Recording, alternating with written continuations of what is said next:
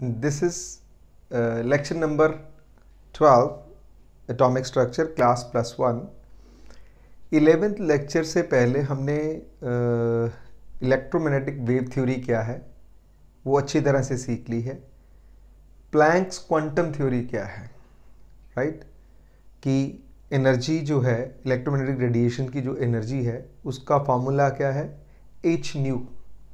That electromagnetic radiation के case में हम कहते हैं that energy is emitted discontinuously in the form of small packets, right?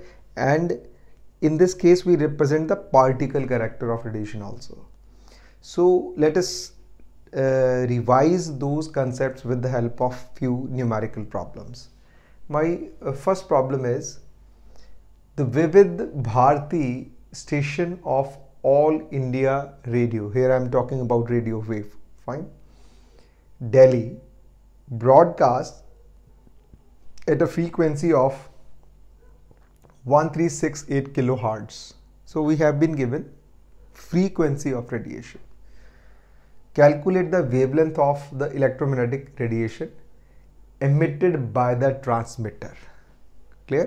तो जो विविध भारती स्टेशन है ऑल इंडिया रेडियो, उसकी हम बात कर रहे हैं कि वो ब्रॉडकास्ट करती है कितनी फ्रीक्वेंसी पे, 1368 किलो हर्ट्ज, राइट?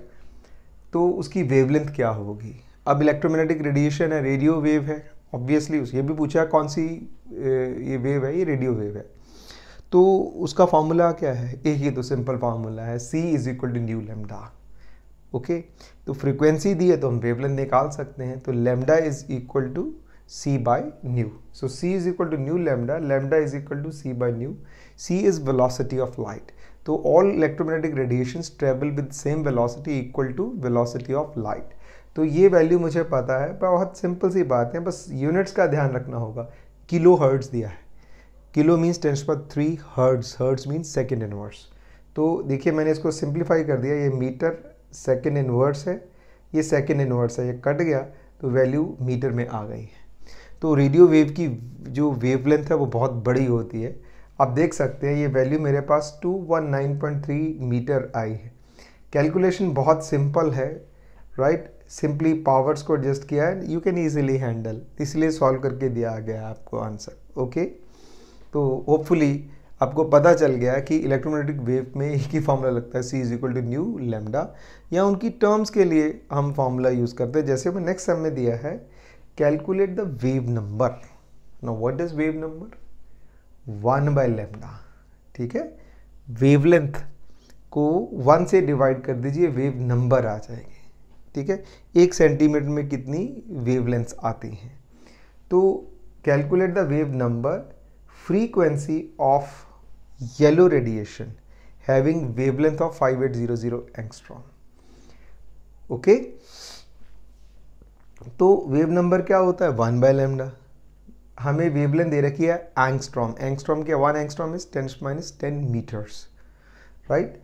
तो 1 by 5800 into 10⁻10 is equal to 1 over, मैंने क्या किया इसको 5.8 इंटू 10⁻³ कर दिया है. तो ये 5.8 इंटू 10⁻⁻7 बन गया, एंड वैल्यू कितनी बन गई? 1.72 into 10⁻6 metre inverse. Again very simple. Second part पूछा है frequency, C is equal to nu lambda. Wavelength पता है, C वेलोसिटी ऑफ लाइट है, तो फ्रीक्वेंसी निकाली जा सकती है. So nu is equal to C by lambda, right? Velocity of light wavelength से डिवाइड किया, आपके पास उसकी फ्रीक्वेंसी सेकेंड इनवर्स, राइट? और हर्ट्ज कुछ भी आप लिख सकते हैं. नाउ थर्ड सम थोड़ा सा ट्विस्ट दिया है, how long would it take a radio wave of frequency 6 into 10⁻³ second inverse to travel from Mars to Earth, a distance of 8 into 10⁻7 kilometer. Clear? I repeat my problem. कहता how long would it take, कितना समय लगेगा एक radio wave है उसका frequency दिया है जिसको ट्रेवल करना है Mars to Earth, distance of 8 into 10⁻7 kilometre. Okay, अब ज़रा सोचिए, कोई भी इलेक्ट्रोमैग्नेटिक वेव हो, radio wave, microwave, infrared, visible, हम इसकी प्रॉपर्टी पढ़ते हैं, all electromagnetic waves travel with same velocity equal to velocity of light. अब जब सब सेम वेलोसिटी से ट्रेवल करती हैं, वेलोसिटी ऑफ लाइट से, डिस्टेंस पता है, वेलोसिटी पता है, हम लोअर क्लास से पढ़ते आ रहे हैं, s is equal to u t, distance पता है, u पता है, हाउ लॉन्ग, टाइम पूछा है, तो कुछ भी नहीं, आपकी फ्रीक्वेंसी कुछ भी हो वो उसके इंडिपेंडेंट होगी, क्योंकि सब इलेक्ट्रोमैग्नेटिक वेव सेम वेलोसिटी से ट्रेवल करती हैं। तो यहाँ से मैं t निकाल लूँगा, t इज इक्वल टू जितना डिस्टेंस है डिवाइडेड बाय वेलोसिटी। तो डिस्टेंस है मेरे पास 8 into 10⁻7 means 8 into 10⁻7 into 10⁻3, 8 into 10⁻10 metres by right 3 into 10⁻8 metre per second velocity. तो ये आंसर आपका सेकेंड में आएगा, एंड मिनट 60 से डिवाइड कर दीजिए तो आपके पास मिनट्स में आंसर आ जाएगा। So simple. इसी तरह कैलकुलेट द वेव नंबर, अभी पता के चुका हूँ, सेकेंड सम में वेव नंबर 1/λ होता है, पर अब मैंने क्या ट्विस्ट दिया है, इसमें फ्रीक्वेंसी दे दी। 1/λ इज वेव नंबर, हमें पता c is equal to nu lambda, तो 1/λ क्या हो गया, c is equal to nu lambda, 1/λ is equal to nu by C. ठीक है, तो 1/λ is equal to nu bar which is wave number is equal to nu by C. Nu दिया है, सी पता है, आपका आंसर आ गया।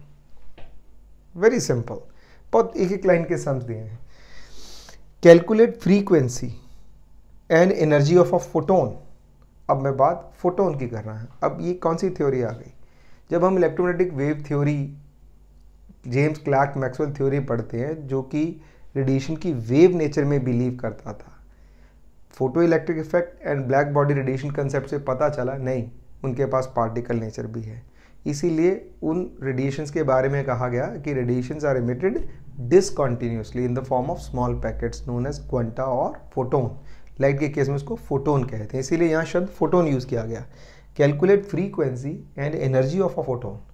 फ्रीक्वेंसी, ठीक है, उसकी फोटोन की हमें वेवलेंथ दी है, मीन्स इलेक्ट्रोमैग्नेटिक रेडिएशन की वेवलेंथ दी है। अरे भाई वेवलेंथ दी है तो C is equal to nu lambda, electromagnetic wave है तो क्योंकि वेव करेक्टर भी शो कर रही है, पार्टिकल करेक्टर भी शो कर रही है, तो C is equal to nu lambda, nu is equal to C by lambda. यहाँ से मैंने इसकी फ्रीक्वेंसी निकाल ली है। अब आगे है इसकी energy, energy of a photon. Energy photon की फॉर्म में है, पैकेट्स की फॉर्म में है। ठीक है, तो E is equal to h nu, जिसको हम प्लैंक्स क्वांटम थ्योरी कहते हैं। एच प्लैंक्स कांस्टेंट है 6.626 इंटू 10⁻34 जाउल सेकेंड। सो मैंने यूनिट्स के लिए क्या किया, देखिए 6.626 into 10⁻34 joule second into frequency दे रखी है, हमने यहाँ से फ्रीक्वेंसी पहले निकाल ली है 5 इंटू 10⁻14 हर्ट्ज। ये मल्टीप्लाई कर दिया, देखिए ये जाउल सेकेंड है ईच का यूनिट, ये सेकेंड इनवर्स है, तो आंसर जाउल्स में आ गया। आप इसको ऐसे लिख सकते हैं, E is equal to h nu और E is equal to h c by lambda. ये एनर्जी एक फोटोन के साथ एसोसिएटेड है, उसके बारे में हम बात कर रहे हैं, ऑब्वियसली इलेक्ट्रोमैग्नेटिक रेडिएशन की बात कर रहे हैं। Then calculate energy of 1 mole of a photon of frequency given है। अरे भाई एक फोटोन की एनर्जी कितनी है, एच न्यू, तो 1 मोल फोटोन की एनर्जी कितनी होगी, NaH न्यू। ठीक है, तो energy is equal to Avogadro number H nu, इसको हम 1 आइंस्टीन कहते हैं। So this is 1 Einstein. How much is that value, ये एवोगैड्रो नंबर है, ये H का वैल्यू है, ये फ्रीक्वेंसी है, सिंपल कैलकुलेशंस है, एंड मैंने इसको किलो जूल पर मोल में कन्वर्ट कर दिया। एक मोल की वैल्यू है 19.951 किलो जूल पर मोल। ये NCERT का प्रॉब्लम है। देखिए कितने सरल वे से प्रॉब्लम्स हम आप तक लेके आ रहे हैं, तो यही हमारी कोशिश है।